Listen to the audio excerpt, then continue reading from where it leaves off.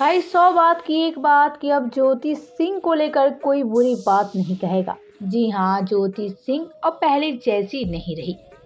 ज्योति सिंह आज काफी ज्यादा बदल चुकी है।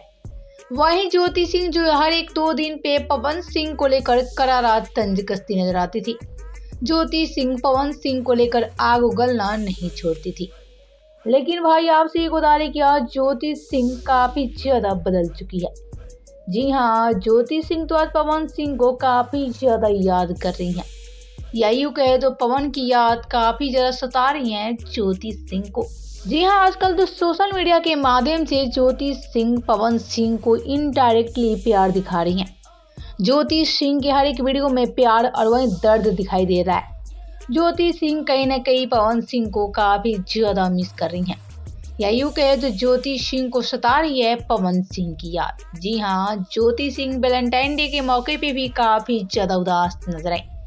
ये इंस्टाग्राम पे वीडियो शेयर करके प्यार दिखाती नजर आई। तो इनके चाहने वाले भी ठप्पा लगा दिए कि ज्योति सिंह यहाँ पवन सिंह को मिस कर रही हैं।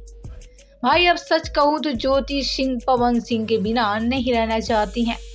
जल्द पवन सिंह और वहीं ज्योति सिंह के बीच समझौता हो जाएगा और दोनों एक बार फिर से साथ हो जाएंगे।